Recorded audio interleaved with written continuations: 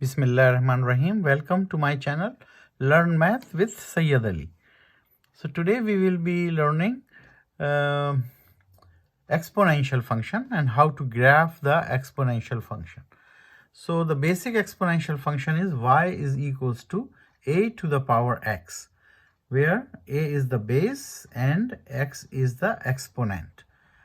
So in the base function, we can see that the growth is indicated by the value of a.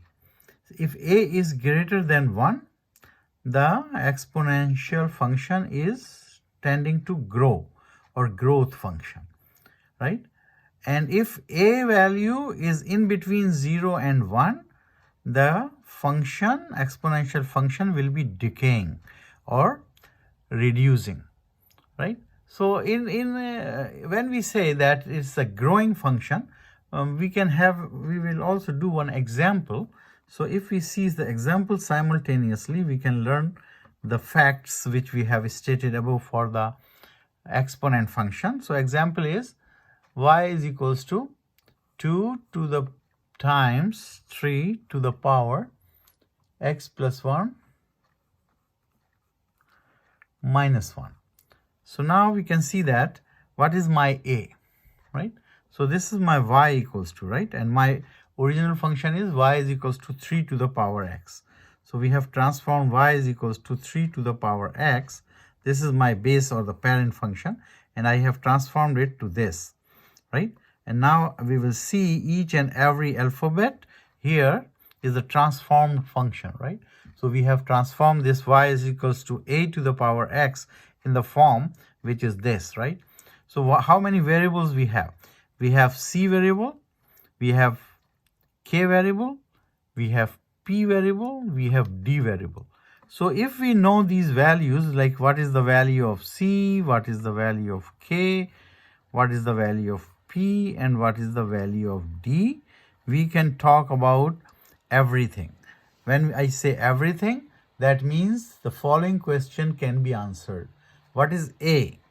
Most important thing is what is a value. So in this function which is transformed, my a is 3. So I will write here a is 3. So remember that we have to start with the a value. So in this function which is transformed from y is equals to 3 to the power x, my a is 3. So I write it here, my a value as 3. So if somebody is asking for what is horizontal asymptote, what is horizontal asymptote?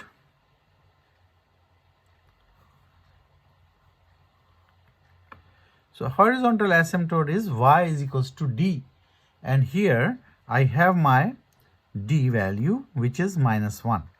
So my d value is minus 1. So my horizontal asymptote y is equals to minus 1. Y is equals to minus 1. So step by step we are learning that what is my d value. So my d value here, as it is transformed, minus 1.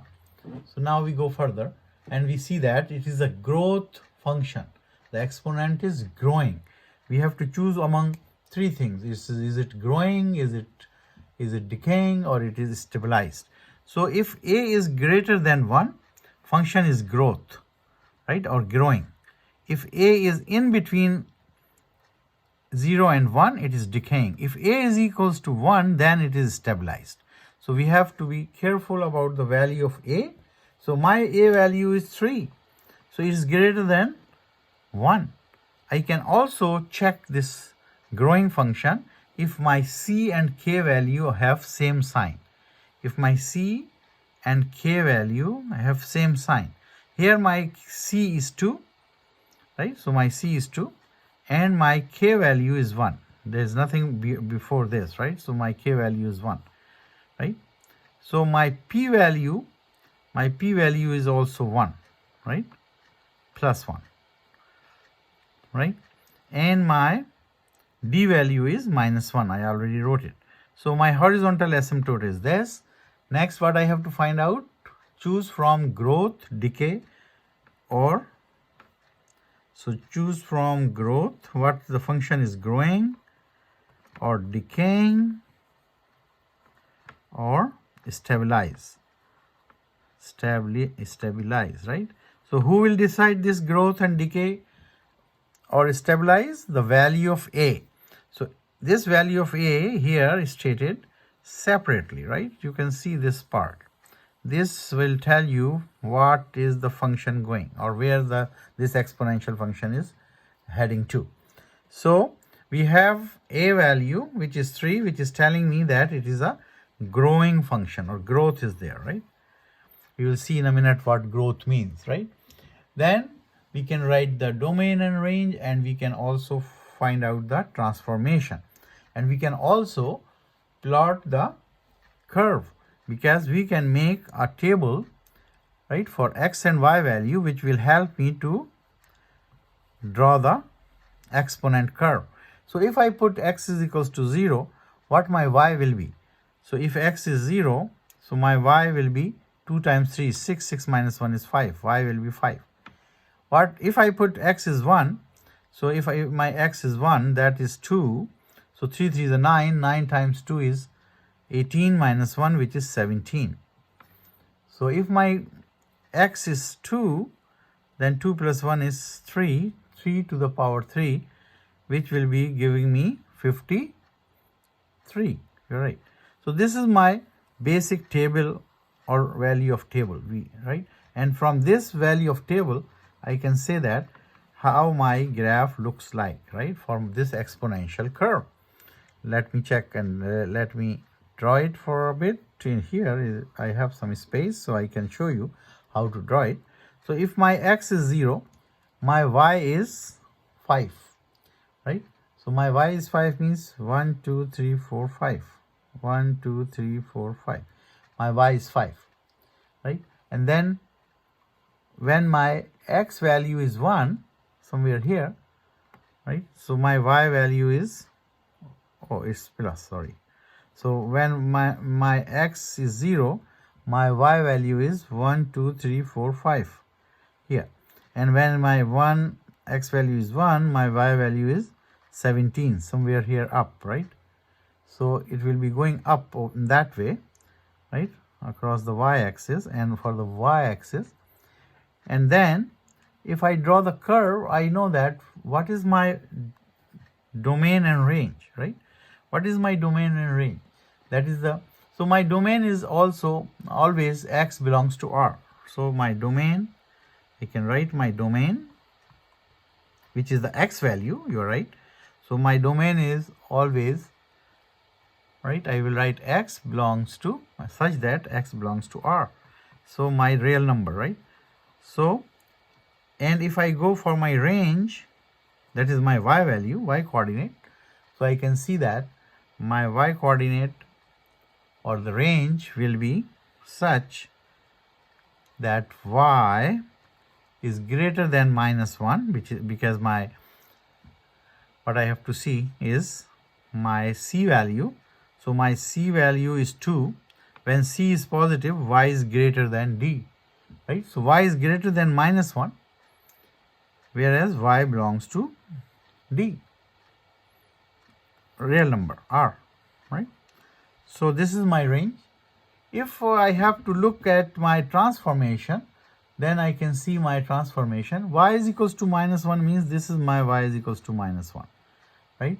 So that means graph is coming from this and like this, right? So you can see that this graph is growing for my y values. These are my y values. It's growing. There is always a growth. When x is 1, when x is 0, it is here. When x is 1, it is here. And x is here, and then it's growing. So my graph is growing. And what is my limiting value? Y is equals to minus 1. This is my y is equals to minus 1. This is my limiting value, right? And what limiting value? It is y is equals to d. And what is my d? This is my d, right? So this tells me that it will never go beyond minus 1. It's my limit your range. Y is equals to d limits your range. So that means this way is never going beyond minus 1, right? And this is growing function. This is my exponential curve, which is growing for these values. And I have my growth, I have my domain, I have my range, and if I have to find out my transformation, I can also find out my transformation, because transformation, here I have this thing for my transformation, right? This thing is my transformation, and this thing is for my d value. So these are the 3 or 4 things which we need to see in our transformed exponential function. So my exponential function is y is equals to 2 times 3 to the power x plus 1 minus 1. What we need to see? We need to compare it with this. What are my variables? What is my c in this case? We are looking at it again, right? What is c? My c is 2, right? My c is 2. What is my a? So my a is 3. So my a is 3. What is my k? K is nothing, right? Nothing is beyond outside. So k is 1. So I write k is 1. What is my p? P value is 1. What is my d? D's value is minus 1. So if you have this standard form where my variables are c, k, p, d, a, I need to find out these variables, put them up here, and answer all of the questions which is listed below the equation, like what is my horizontal asymptote, what is my a, what is my growing, like the curve stable curve type, like curve type may be 3 things, right? Decay, stabilize, or growth. What is my domain? And now we come to the last point, which is state the transformation. So transformation is, horizontal transformation is dependent on value of k and value of p, right? I have value of k and value of p both. So that means I have my horizontal transformation here. So I will write here, what is my horizontal transformation? Why I have my horizontal transformation? Because I have the value of k and p, right? So my value of k, this is reflection, sine of k. So what is sine of k? Positive. So there is no reflection. If k is positive, sine of k means if k is positive, there is no reflection. If k is negative, then we say that there is a reflection, horizontal reflection. So R is for reflection, S for stretch. Stretch is value of k. So what is my value of k? Value of k is 1. When there is nothing, we say 1. So there is no stretch. So horizontally we have nothing here until now. Now we have to see the p value. We have the p value, which is plus 1, and plus sign is saying that it is to the left. So left 1, horizontally left 1. So we will say stretch. Horizontally we have nothing but the, so if we have 3 things, and if we have 3 things, what we have? We have nothing here, right? So we will say, we will write it here in this left 1. So we will say here is nothing, right? So what was the first one? Is the R, S, and T. So transformation p value is showing me that it is left to the 1, right? Left 1, and no R and no S. Why no R and no S? Because R was positive, so there is no R, there is no reflection. If R is negative, then we say, if sine of k is negative, then there is a reflection, right? So value of k, which is 1. So now we see the vertical 3 things again. What 3 things we have to see? We have to see the same, right? R, S, T. What R is T stands for? R is, so let's see, reflection. Reflection is dependent on sine of C. What is sine of C? Sine of C is positive, right? So there is no reflection. Only negative sign means reflection, right?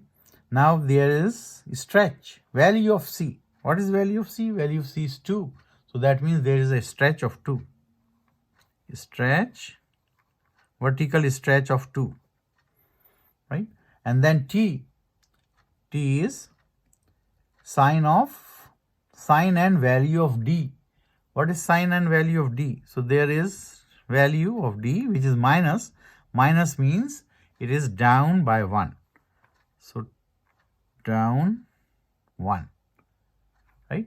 So these are my horizontal and vertical transformation, which I learned from this above green thing, which states that how my function is varying, right, with the certain variables. What are those variables? Those variables are c, k, p, d. A is the main value. A is the main value because the main function is, the mother function is a to the power x. So we have to compare my parent function with respect to this transformed function. And all the transformation are the value of c, k, p, d, right? So value of k and sine of k is in horizontal transformation. So k, if there is no k, if there's k is positive, right? If k is positive, there is no reflection.